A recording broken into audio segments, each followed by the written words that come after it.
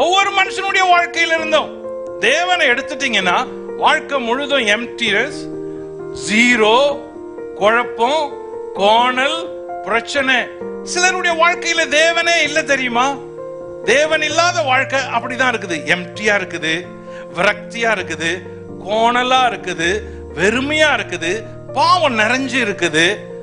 அதனால ஆண்டவர் சொல்றாரு, நான் உனக்கு முன்னால போவேன், நீ எனக்கு பின்னால வந்தா உனக்கு பாதைகள் எல்லாம் செவ்வையாகும். தேவனுடைய வழியில நம்மை நடத்துவதற்கு தேவன் நமக்கு உதவி செய்யறாரு.